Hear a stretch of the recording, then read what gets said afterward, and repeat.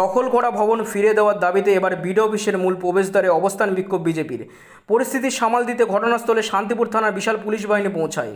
নদিয়া শান্তিপুর পঞ্চায়েত সমিতির সহসভাপতি চঞ্চল চক্রবর্তীর দাবি, বিডিও অফিসে অবস্থিত সুকান্ত ভবন সরকারি প্রতিষ্ঠান, কিন্তু বিগত কয়েক মাস ধরে নদিয়া জেলা পরিষদ সেই ভবনটিকে জোরপূর্বক দখল করে রেখেছে। যদিও ইলেকট্রিক বিল থেকে শুরু করে সমস্ত কিছু ব্যয়ের অর্থ মেটাতে হয় পঞ্চায়েত সমিতিকে। বিজেপির পঞ্চায়েত সমিতি বলে সুকান্ত ভবন দখল করে রেখেছে তৃণমূলের জেলা পরিষদ, এমনটাই অভিযোগ বিজেপির। এবার সেই ভবন অবিলম্বে ফিরে দেওয়ার দাবিতে সোমবার বেলা 11টা থেকে সমষ্টি উন্নয়ন আধিকারিক দপ্তরের গেটের সামনে পঞ্চায়েত সমিতির একাধিক আধিকারিক ও বিজেপি কর্মী সমর্থকদের সাথে নিয়ে এবার ধর্নায় বসলেন বিজেপির পঞ্চায়েত সমিতির সদস্যরা। যদিও এই অবস্থান বিক্ষোভে নেতৃত্ব দেন পঞ্চায়েত সমিতির সহসভাপতি চঞ্চল চক্রবর্তী।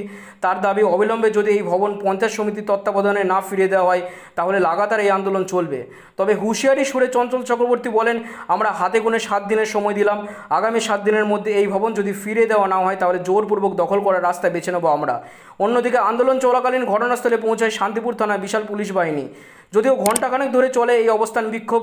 অন্যদিকে এই ঘটনায় সমষ্টি উন্নয়ন আধিকারিক সন্দীপ ঘোষ সাংবাদিকদের মুখোমুখি হয়ে বলেন, তার কাছে একটি অভিযোগপত্র জমা পড়েছে, তিনি বিষয়টি খতিয়ে দেখছেন।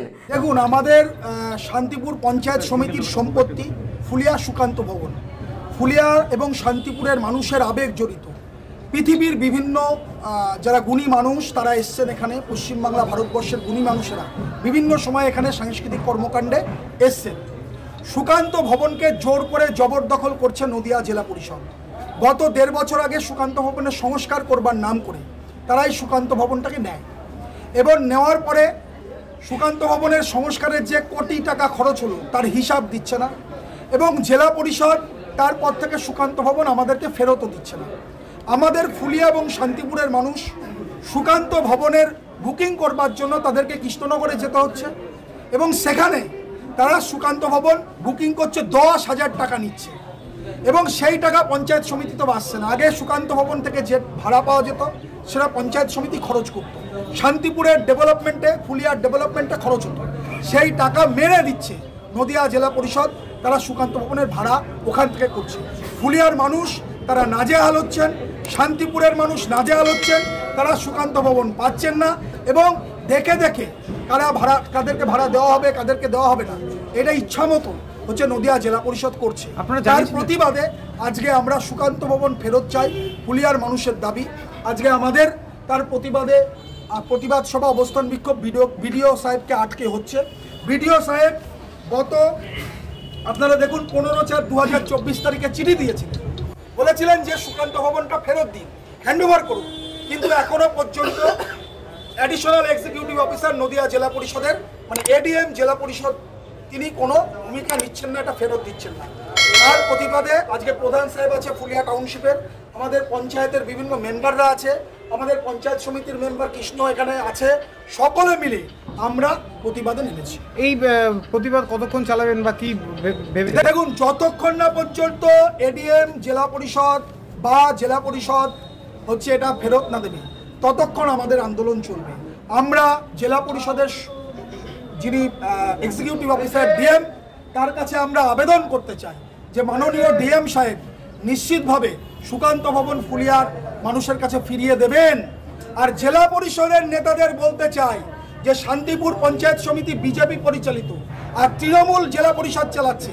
আমরা জানতাম বিভিন্নভাবে আমাদেরকে হেনস্থা করা হবে, বিমাতৃসুলভ আচরণ জেলা পরিষদ করছে। নদিয়া জেলা পরিষদের নেতারা জেনে রাখুন, আমাদের নেতার নাম শুভেন্দু অধিকারী, আমাদের অভিভাবক পার্থ সারথী চ্যাটার্জি বাবুদা। আমরা চ্যালেঞ্জ করলাম জেলা পরিষদের নেতাদের যে 7 দিনের মধ্যে যদি সুকান্ত ভবন ফুলিয়ার মানুষকে ফেরত দিয়ে দেওয়া না হয়, শান্তিপুর পঞ্চায়েত সমিতিকে ফেরত দিয়ে দেওয়া না হয়, তাহলে এই বেদখল করা সুকান্ত ভবন দখল মুক্ত করব। 7 দিন পর আমরা সুকান্ত ভবনে ঢুকবো, পারলে যেন আমাদের আটকে দেখায় নদিয়া। প্রসঙ্গটা এখানে একটি সুকান্ত ভবন আছে, একটি কমিউনিটি হল। এটা আমার পঞ্চায়েত সমিতি, শান্তিপুর পঞ্চায়েত সমিতিরই সম্পত্তি ছিল। এটা রিনোভেশনের জন্য বোধহয় 1.5 আগে জেলা পরিষদ থেকে টেন্ডার করে কোনো একটা এজেন্সিকে দেওয়া হয়েছিল। ইতিমধ্যে কাজটা প্রায় শেষের দিকে অথবা শেষ হয়ে গেছে। এবার আমার পঞ্চায়েত সমিতি সেটাকে হ্যান্ডওভার চাইছে, কারণ স্থানীয় মানুষের সাংস্কৃতিক যা কিছু অনুষ্ঠান এখান থেকে কমার্শিয়ালি তাদের ভাড়া দেওয়া হয়, সেই ভাড়াটা স্থানীয় মানুষজন পাচ্ছেন না অনেক দিন ধরে। আমার কাছেও অ্যাপ্রোচ করেছিলেন, আমিও পঞ্চায়েত সমিতির পক্ষ থেকে জেলা পরিষদের অথরিটি এবং কর্মাধ্যক্ষদের জানিয়েছিলাম। যেহেতু ভোট ছিল, এমসিসি ছিল, প্রশাসনিকভাবে সেই মিটিংগুলো করা যায়নি, আমরাও করতে পারিনি, জেলা পরিষদও করতে পারিনি। কর্তৃপক্ষকে জানানোর পর ওনারা বললেন নেক্সট মিটিংয়ে এটা রেজলিউশন হয়ে আমাদেরকে ফেরত দিয়ে দেওয়া হবে। আপনার নাম লিখুন। আমি সন্দীপ ঘোষ, ভিডিও সন্দীপ। যদি এখনও আমাদের খবরের দর্পণ চ্যানেলটি সাবস্ক্রাইব না করে থাকেন তাহলে এখনই সাবস্ক্রাইব করুন, সঙ্গে বেল বাটনটি ক্লিক করুন আর পেয়ে যান সব খবরের দ্রুত ভিডিও আপডেট।